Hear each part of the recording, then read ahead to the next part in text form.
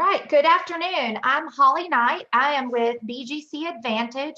We are the Daytona Beach Housing Authority's development partner.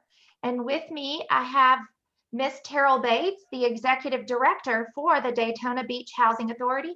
Miss Terrell, would you like to give a greeting? Just thank you so much for those of you who've taken the time to be here today. This is really important to us. We want to be sure that our community is economically involved in some of the opportunities here. And BGC and their team have put together a really nice presentation to help you understand what opportunities there are and how to become a part of them. Thank you.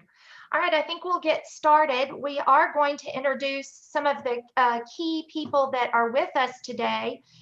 We do have Mr. Doug Wilson, who is with Sawyer Incorporated. That is the general contractor for the project that we're talking about. And Bryce Risher, who is with DNA Workshop. And Bryce is the architect that is working with us on the project. Today, we are hosting this minority contractor outreach as well as Section 3 outreach. And for those of you who don't know what that means, we are really looking for minority participation, women-owned business participation in this construction project that we'll be discussing. And we want opportunities for people from the low-income communities, from the development itself, from any of the HUD-funded programs, to also have an opportunity to participate in jobs and training and really see this as a job, not just a housing stimulus in the community. So if you're with us now, we are so happy to have you. And if you're viewing this and are viewing it from the website, we're still open for questions and certainly would love your participation. Please spread the word. So just to tell you a little bit about BGC Advantage, we are an experienced full service development firm. We specialize in public housing revitalization, public housing asset repositioning, and we really work with housing authorities and nonprofits in bringing their vision to life in a community. We do have almost 4,000 units in 13 states, and we really are concerned about impacting lives and not just the bricks and sticks of the buildings. So we are going to be talking about a transition that the U.S. Department of Housing and Urban Development has allowed the Housing Authority to undergo. And the Housing Authority is a very creative agency and has decided to go with what's called a RAD transaction. That stands for Rental Assistance Demonstration Program. It is a federally allowed demonstration program, which means it's in its pilot. And so the Housing Authority is on the cutting edge and really being creative in taking on these redevelopment efforts.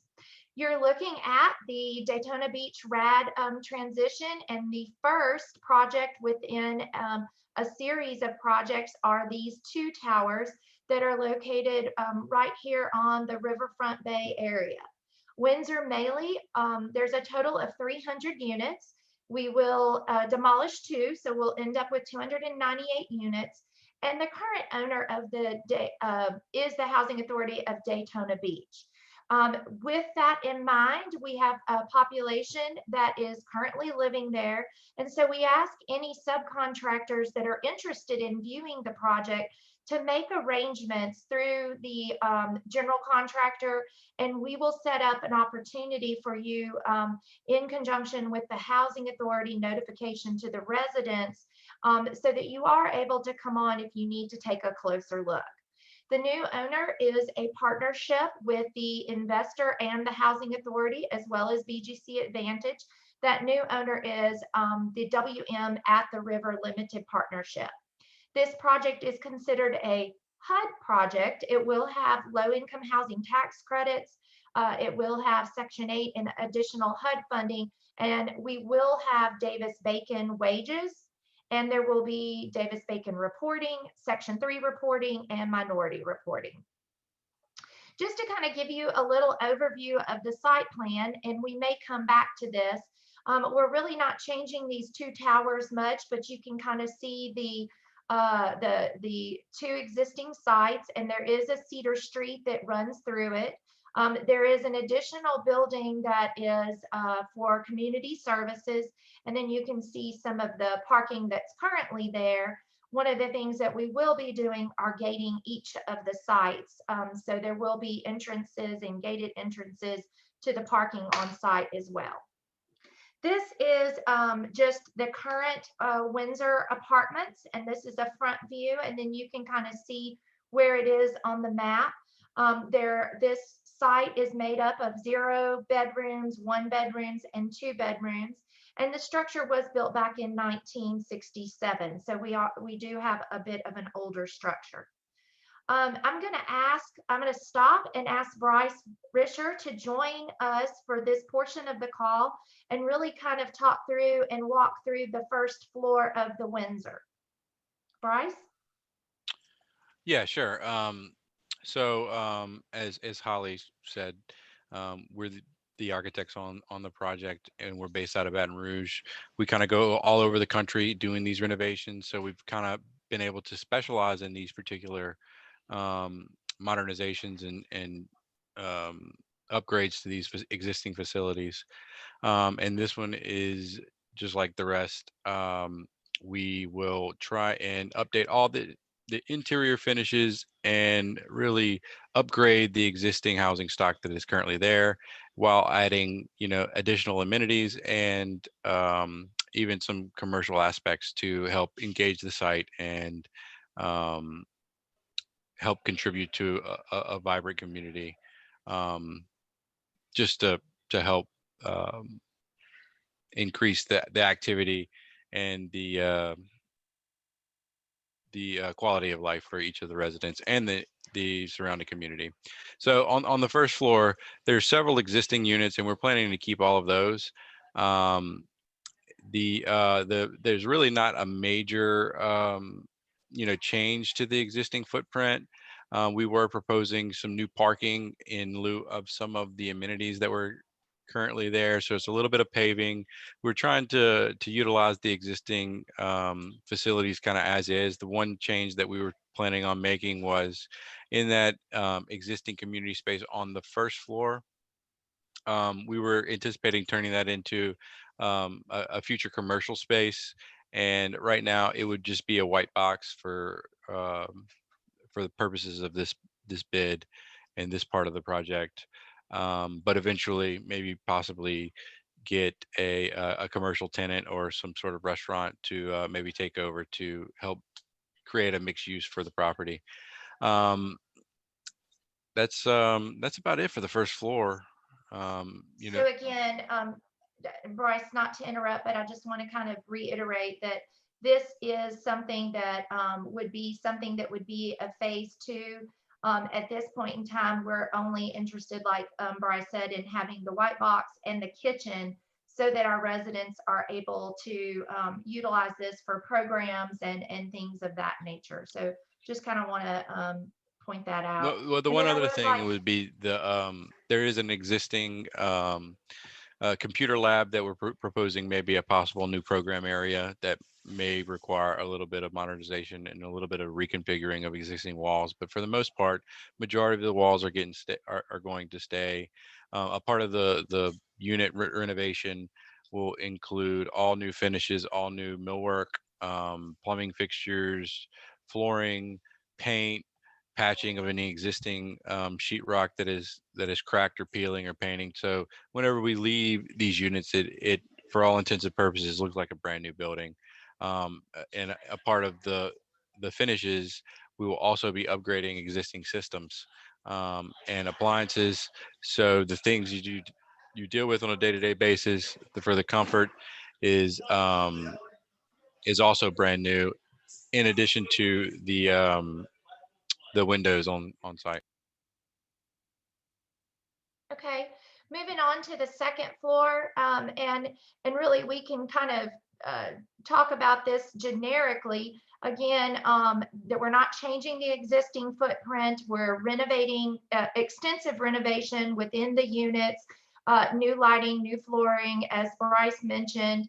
One of the other things that we're looking at is certainly elevator renovations and windows, and then again, some of the exterior painting. And we really think that we can do a lot with lighting and some creative reconfiguring of just the way that the dividers are in some of the efficiencies and one bedrooms.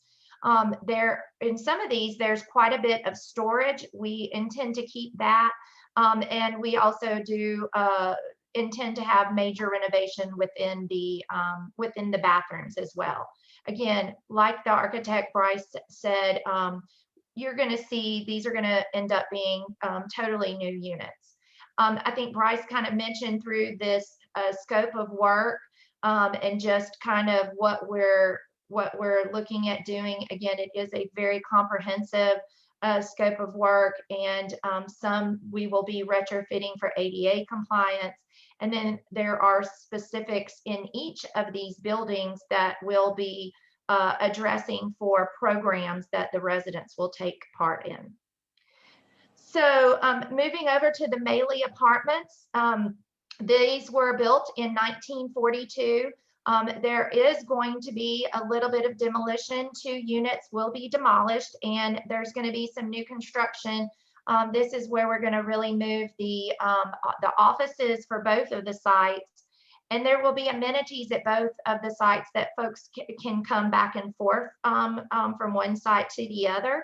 And so this will be a main gathering location for programs and activities of the residents, and also to check in or even do office paperwork and management type activities. You can see that it's directly across the street from Cedar Street. And then in this picture, you can also see the program building that's right behind Windsor. So Windsor, here's what is called Maley. And then this is the program office that's located right behind Windsor on Maley Street. And then you can see some of the existing parking. You want to talk about the first floor, Bryce, and kind of walk us through some of the changes here?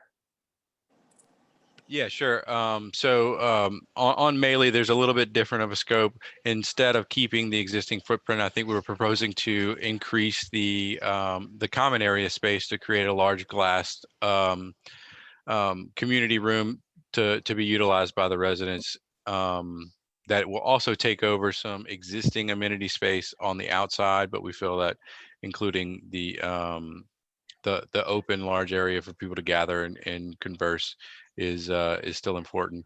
One other additional thing that we are doing at Maley is we're adding a new elevator and shaft to the outside of the unit, in addition to the 2 existing elevators, as well as completely modernizing both existing elevators in this renovation. And one thing I did not mention at Windsor is we are also planning on doing a having new elevators as well. A portion of it will get transferred into a new gym, and for the most part, the majority of the exterior will remain the same, but we will increase the aesthetics by adding additional landscaping and creating the gated environment that will increase the security for residents. For the exterior, similar to Windsor, we're proposing a new exterior paint scheme and all new storefront windows that will replace the existing single pane window systems.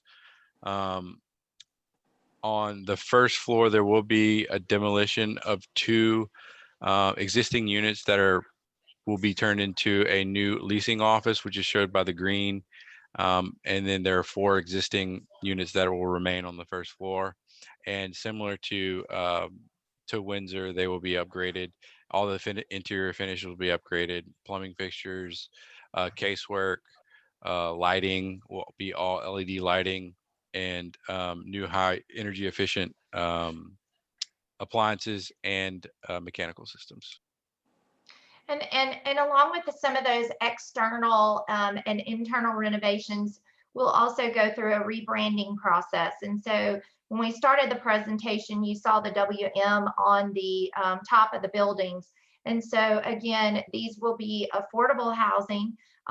They will no longer be public housing. And again, you know, they will be identified as the WM at the river. So, you know, signage will be new along with the fencing, painting, lighting on the exterior, so that as people from the community come across the bridge or come in on their boats, they'll really see a new shiny landmark that really will denote the neighborhood. Okay.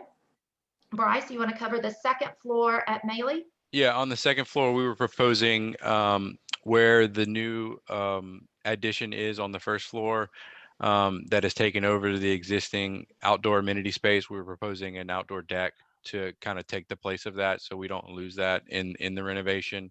And similar to the units that are on the first floor, we are also proposing to you know, renovate all the ones on the upper floor with a similar scope of work. In addition to all the building upgrades and the system upgrades to the building, to create these new two shiny landmarks that will, you know, just increase the overall quality of life for all of the residents that live there.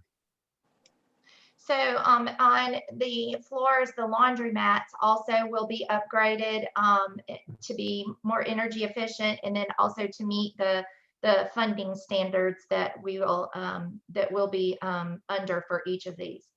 All right, so scope of work for Maley is very similar. However, we do have the brand new elevator shaft and elevator space and elevator that will make 3 elevators at this particular project. And then of course the addition of the community room and the second floor lounge area. Other than that, a lot of the same type systems and same quality of rehabilitation you'll see at Maley as you do at Windsor. I want to talk just a little bit about the timeline. Of course, today we're having the minority contractor in Section 3 outreach. We'll be working through due diligence with our investors. We do have outside investors in addition to the Daytona Housing Authority. There are private investors as well as lenders that are working with us on this project. The permitting has started, and you can see that we're working towards getting our permitting completed. We're looking to close in May, have a notice to proceed right after, and then 2 years later, construction completed. So again, that's kind of the timeline.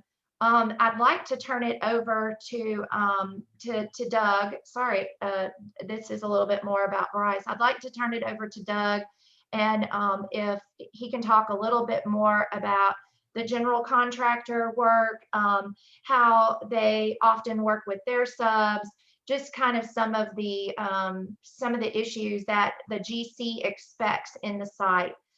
Before I do that, I do want to make mention that we will have in-place renovation. Sawyer is very experienced with renovating in place. We will be renovating by tower stacks and not by floor, so that may be a little different. And we can ask Doug to talk a little bit more about that and what expectations will go along with those phases. So Doug, I'm going to turn it over to you, and if you want to talk just a little bit more about your company and some of your expectations. You're on mute, Doug. Can't hear you. Thank you. Rookie mistake. Sorry about that. As Holly said, Doug Wilson, I'm the pre-construction manager. I will be handling all the pricing and negotiations with the subcontractors, making sure everybody's got the good understanding of the scope. Here with Sawyer, we were very familiar with doing in-place renovations with the community still occupying the building. As Holly briefly touched on, we're going to be doing by phases stack. The building will be occupied, but we're going to have total about 26 units at a time under construction at one point, in about 40 days per section. As far as talking to soliciting for work. We're going to issue the drawings out, and we would have them accessible to all subs. I would be the point of contact. Like Holly mentioned earlier, to go do a site visit, we will schedule some set times and dates with the owner to view the facility, so everybody will have a good understanding of what you're dealing with, and for a unique situation of renovation, which is always a little bit harder to do when it's the renovation of a facility rather than a new construction. I don't know if anything else I need to touch on. I think just looking at Bryce and Doug are the contacts that you want to reach out to. And really all of the subs will go through negotiations with Doug Wilson. And you can reach him at DWILSON@SAUER-INC.com. And Doug, if you will also give your the best phone number to reach you at, this is being recorded and people will be able to pull the phone number as well. Yeah, the phone number is area code 904-262-6444, extension 366. So Doug, you cut out a little bit. Could you repeat it, please? 904-262-6444, extension 366. Thank you. And you know, your website is also sawyerinc.com. So if people just want to know more about the general contractor and just kind of find out more about your company, they can go to your website and learn there. We will keep this up on the website, on the BGC Advantage website. And Terrell, I believe it's available on your website as well. Is that It will be, correct? yes, we'll have it. I just did want to share that Holly mentioned some dates or prospective dates about closing. Doug talked about some average dates for construction. And just for any of the public that's listening, we all understand with a development project of this size, there are many, many moving parts. Occasionally things come up that cause things to be delayed. Sometimes we have to do things a lot faster than we thought we did. So the time frames that are given are just to kind of put things in perspective for us, so we have an idea what's going on, and not meant to be a firm commitment. We always have to have a window of flexibility in a project like this. And Terrell, thank you for reminding our viewers of that. The other thing that we want to make mention is that we will be working with the residents. Nobody will be displaced. Everybody will have a place throughout construction, a safe place to lay their head. And our construction company will work with us on getting people prepped for construction, for a move.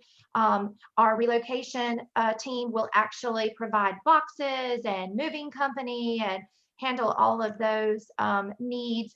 And residents really need not worry. And the loved ones of our residents need not worry. We will be fully accommodating any of their needs and assisting them in various ways for these moves. And then they'll be allowed to move back to the site as well. So just wanted to make mention of that. As we get closer to kicking off the construction, we will have a resident meeting with the contractor, and they will talk a little bit more about what to expect, what times to expect them on site, what to look for in terms of contractors, and what to expect during the on-site renovation. So I think there's more to come. I don't have anything else to add. Bryce, Doug, Terrell, is there anything else you'd like to add as we wrap up this afternoon? No, I would just encourage those that are on the meeting today to let your neighbors and friends and business associates who were not able to join today to log into our website to get information about this important project, and to be sure that anyone that wants to be involved knows how to get involved with us. Yeah, I think that we just about covered it all. If you have any questions, I think you have our contact information, and we're happy to answer any questions you might have. All Great. right. Thank you. Thank you. Have a great afternoon.